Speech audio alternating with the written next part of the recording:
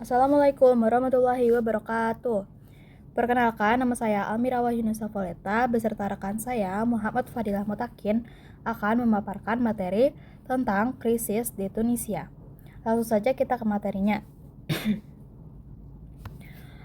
Tunisia sebagai salah satu negara yang menganut sistem demokratis itu sedang mengalami gejolak politik. Pada tanggal 25 Juli, tepat hari kemerdekaan negara itu, Presiden Kais Saied mengumumkan penangguhan parlemen selama sebulan, pemecatan Perdana Menteri, dan pembubaran pemerintah, serta penunjukan Perdana Menteri yang baru sesegera mungkin.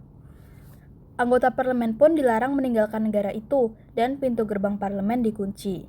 Militer mengepung parlemen dengan kendaraan lapis baja, mencegah Rached Ghannouchi selaku ketua majelis dan pemimpin gerakan Ennahda serta anggota parlemen lainnya masuk ke dalam.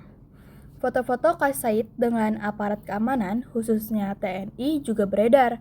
Selain itu, pernyataan Saied bahwa aparat akan menanggapi dengan senjata api.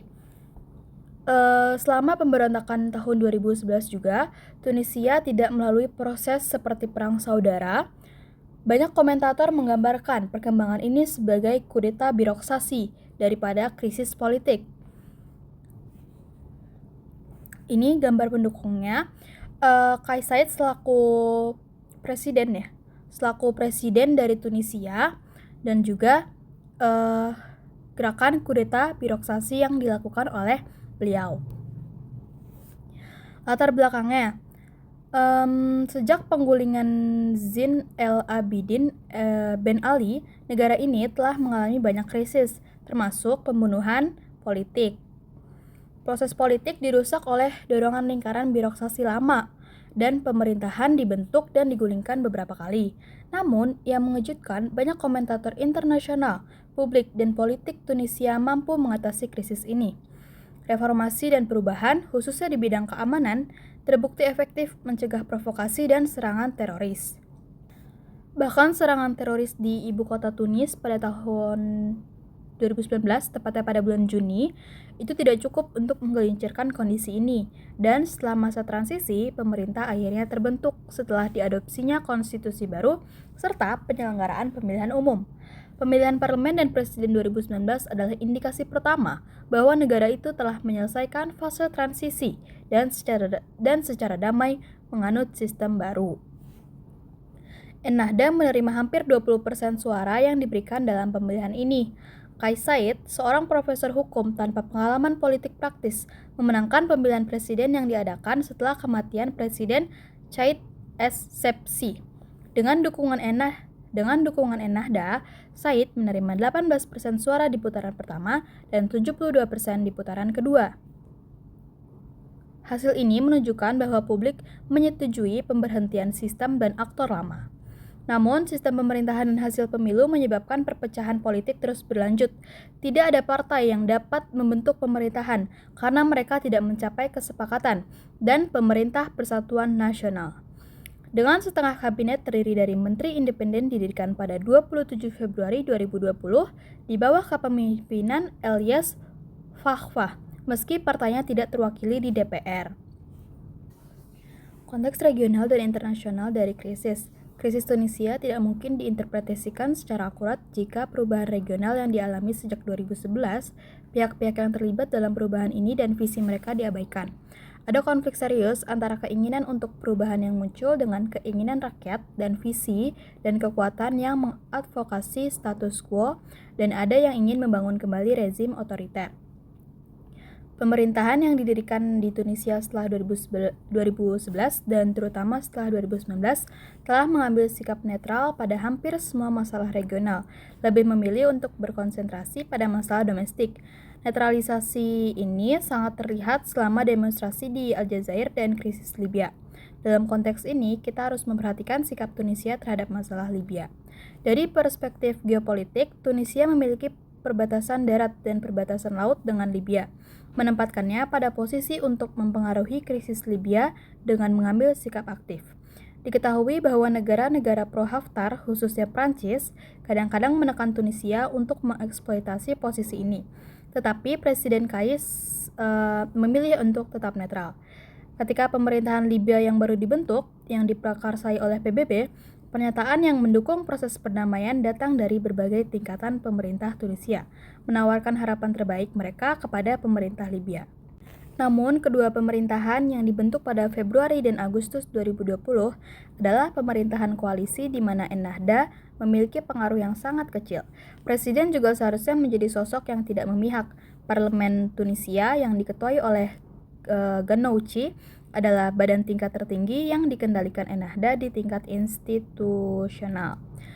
Situasi ini menjadi lebih jelas ketika kita menelaah wacana oposisi Abir Morsi, pemimpin partai Free Destourian, yang sejalan dengan visi regional dan retorika resmi Uni Emirat Arab atau UEA, pidato parlementernya dan upaya untuk mencegah parlemen berfungsi diakui oleh publik nasional dan internasional. Diketahui juga bahwa dia telah mengorganisir demonstrasi anti pemerintah baru-baru ini, terutama yang diadakan setelah pernyataan Presiden Said. Oleh karena itu, dari segi waktu, perkembangan di Tunisia ini tidak dapat dievaluasi secara independen dari perkembangan regional, dan aspek masalah inilah yang sangat berkaitan dengan Turki.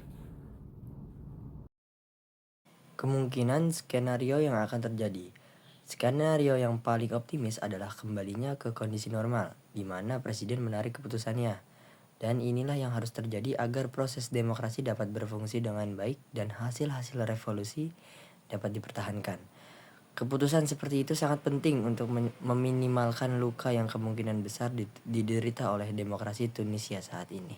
Namun dari sudut pandang realistis, kemungkinan skenario ini akan terjadi sayangnya sangat rendah. Kemudian skenario yang kedua adalah bahwa Perdana Menteri baru diangkat dalam keadaan saat ini dan pemilihan dengan pemerintahan teknokratis diadakan sesegera mungkin. Namun, ini akan memerlukan perpanjangan keadaan darurat 30 hari saat ini. Ini pasti akan mengarah pada peningkatan ketegangan dan kemungkinan reaksi yang lebih keras dari pihak oposisi. Dalam skenario ketiga, pemerintahan terbentuk sebagai hasil kesepakatan antara presiden dan partai politik. Parlemen dibuka dan pemilihan umum diadakan. Dan terakhir, skenario yang keempat adalah kudeta birokrasi berubah menjadi kudeta tentara. Tunisia mengalami peristiwa serupa dengan apa yang terjadi di Mesir antara 30 Juni sampai 3 Juli 2013. Dan kemudian ini merupakan skenario yang paling buruk. Sikap Turki. Turki tidak menahan diri untuk memperjelas posisinya dalam menghadapi perkembangan di Tunisia. Pernyataan resmi Turki menekankan dukungan terhadap demokrasi serta kepentingan dan perdamaian rakyat Tunisia. Kementerian Luar Negeri Turki menyatakan prihatin atas keputusan untuk menangguhkan parlemen, dan Turki juga meminta kembali ke proses konstitusional yang demokratis, dan Turki akan terus mendukung rakyat Tunisia. Kepala Direktorat Komunikasi Prof. Fahrettin Altun juga menekankan bahwa Turki selalu berpihak pada demokrasi, menyerukan agar krisis di Tunisia segera diselesaikan dan kembali ke proses demokrasi.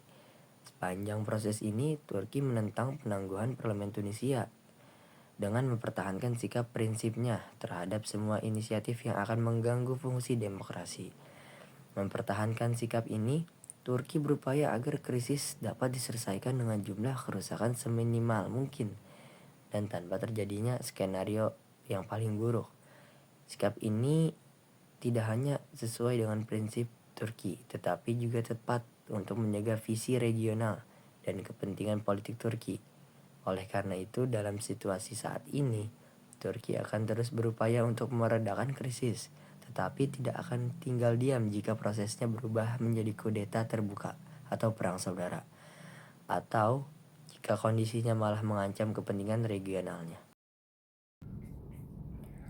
Cukup sekian pemaparan materi dari kami, kurang lebihnya mohon maaf. Wassalamualaikum warahmatullahi wabarakatuh.